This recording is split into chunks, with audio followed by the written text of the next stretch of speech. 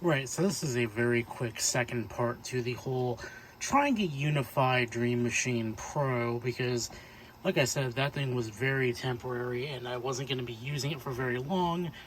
But this is kind of what it led up to because, as you can see here, I've got my venerable Motorola MB8611, and the problem I've had forever and ever now is that this thing is putting out 1.2 gigabit speeds. At least that's what my Comcast plan is supposed to give me, and I can't really take advantage of it because I don't have a router that can take advantage of those speeds. Well, I spent a lot of money. Well, future me is going to be spending a lot of money because I, put this on credit because I'm not about to blow that amount of money just right out the gate, but ended up with this gigantic sentient crab looking thing, which is another Asus router because, I don't know, some may sleep on them, but personally I've had very, very good luck with Asus routers. They've lasted many, many years and they just work. Now, because the AC68U that I had is not really getting too much support anymore, it's software updates like once in a blue moon, and I believe Merlin updates alongside the official Asus updates. Well, it got left on a version that just doesn't get along with my Apple devices, so I ended up having to do something about that. And for a minute, if we go down here, you can see kind of my whole setup here. I have a Airport Extreme right there, and I ended up using that for a minute. And the problem with the Airport Extreme is even though it's an AC router, it might as well be an N router because of the just lackluster speeds it puts out. And it also didn't support or didn't fix the problem that I was having where I was paying for internet that I couldn't use because, again, I had no router that could really take advantage of the speeds this thing was producing. As you can see here, I also have my old modems, which I threw aside because of also that too, getting gigabit and not being able to use it with these old DOCSIS 3.0 modems.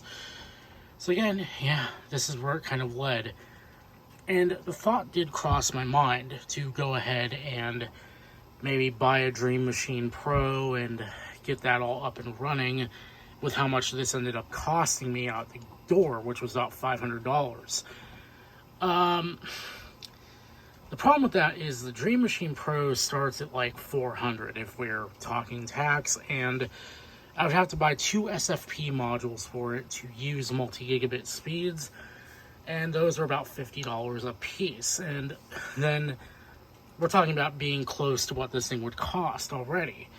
But then I would have to add an access point, and given the whole draw of Ubiquiti / Unify's stuff is the integrated ecosystem, I would probably have to buy an AP from them, and that would cost a fair bit more money. So, unfortunately, at the end of the day, this all-in-one solution here is more price effective.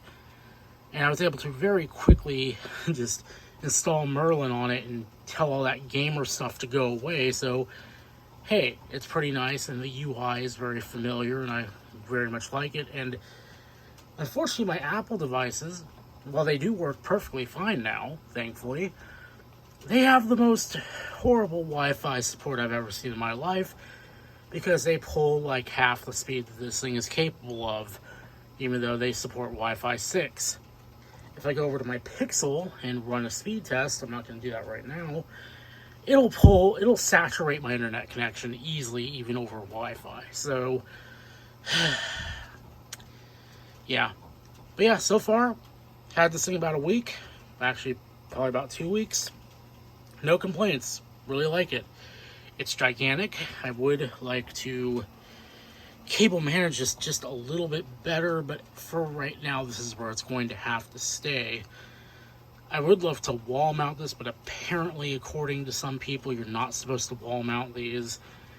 Even with like a 3D printed bracket, they're not meant to be wall mounted, and it will cause thermal issues, which I don't want to have happen. So, yeah, good router. Quite like it. Pretty awesome. It's the GT-AX11000 Pro, and I mean, Speeds are good. I actually get Wi-Fi all the way down to my driveway now. And even better yet, my iPhone actually automatically hops on the network. Yay! Because it used to be that I would get home, wonder why my phone is not working, to find out it completely ignored the fact that I'm home and it could hop on the Wi-Fi network. But with this new router, it's been perfectly fine just jumping on automatically. So very much A++ do recommend. My wallet doesn't, but my wallet can also shut up.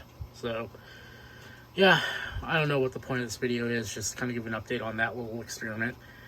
Maybe someday I'll buy a Dream Machine Pro, if I can find one at a deep discount that would offset the cost of the SFP modules and getting an AP to use with it. But for right now, perfectly fine and happy with this.